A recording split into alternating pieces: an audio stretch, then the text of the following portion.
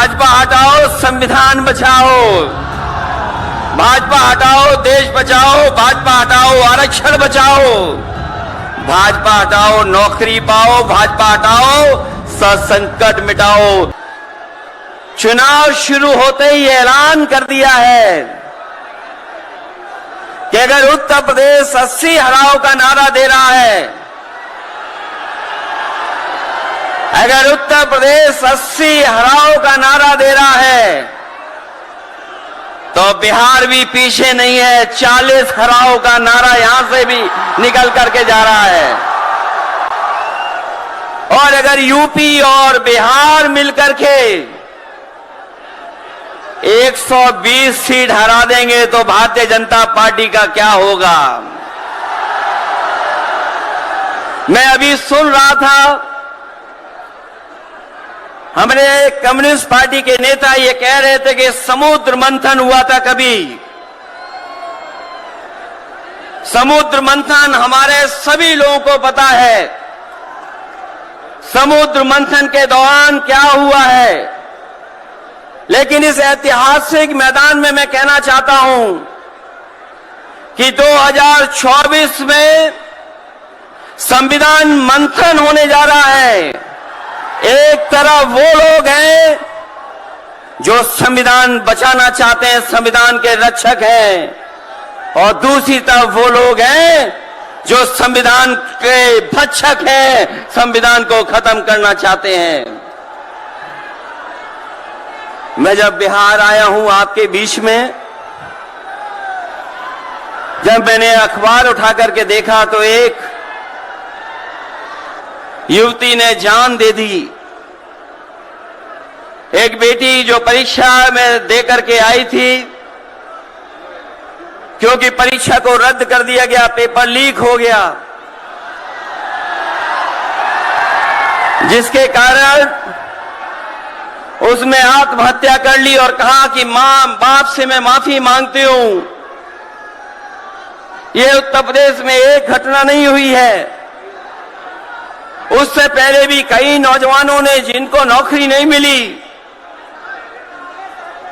उन्होंने अपनी जान दे दी।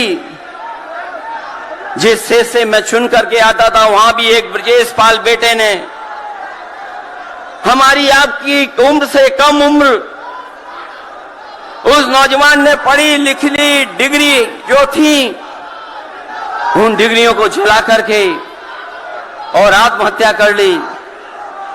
ये हालत है देश की। और वहां पर उत्तर प्रदेश में, जहां पर से प्रधानमंत्री चुन करके जाते हैं, जनता ने भरोसा किया उन पर, उनको बहुमत दे दिया, लेकिन डबल इंजन की सरकार ने बेरोजगारी दी है। मुझे खुशी है कि तेजस्वी ने यहां पर नौकरियां दे दी, रोजगार दे दिए,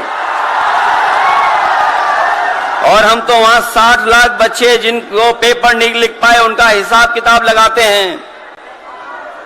उनका अगर हम बड़ा परिवार न माने, केवल 3 सदस्य परिवार के माने, बेटा और मां बाप, तो 60 का गुणा 3, 1 करोड़ 80 लाख वोट, और 1 करोड़ 80 लाख लोगों को अगर हमने भाग दे दिया 80 लोकसभा से, तो केवल उत्तर प्रदेश में 2,25,000 हर लोकसभा में वोट कम हो गया है। लेकिन तेजस्वी ने बिहार में पलट करके दूसरा काम किया। अभी 3 लाख नौकरी दी, हिसाब लगा लो कितने परिवारों का जीवन बदला। और सोचो 10 लाख नौकरी मिल जाती तो कितना परिवारों का भविष्य बदल जाता। इसलिए जो लोग कहते हैं कि परिवार वाले हम लोग हैं, ये जो आरोप लगाते हैं परिवार वाला आरोप हम लोगों पर, मैं उन भारतीय जनता पार्टी के लोगों से कहना चाहता हूं कि भारतीय जनता पार्टी इस बात संकल्प ले कि किसी परिवार वाले को टिकट नहीं देंगे, और संकल्प ये भी ले कि किसी परिवार वाले से वोट मांगने भारतीय जनता पार्टी के लोग नहीं जाएंगे। मैं तो ये जोश देख रहा हूं यहां मैदान में, ये जो जोश दिखाई दे रहा है यही बदलाव लाएगा, यही भाजपा को हटाएगा। जब जोशीले नौजवान मिल जाते हैं तो बड़े बड़े लोगों का तख्त हिल जाता है। तो इस बार उन्हें आप बाहर करोगे कि नहीं करोगे? पहली सूची बीजेपी की आ गई, उस सूची में बिहार बाहर है, बिहार नहीं है उसमें। इसलिए बिहार से वो बाहर जाने वाले हैं, यूपी वाले भी बाहर कर रहे हैं उन्हें।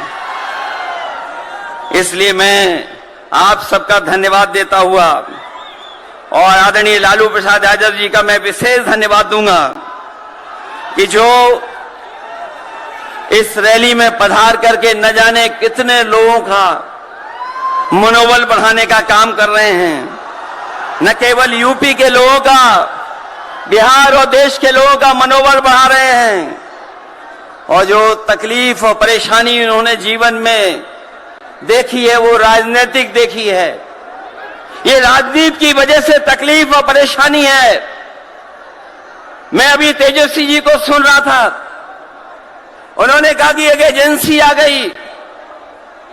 ये एजेंसी इसलिए आई है कि राजनीति में हम लोग हैं और हम लोग अगर इनका मुकाबला न कर रहे होते तो कोई एजेंसी नहीं आती।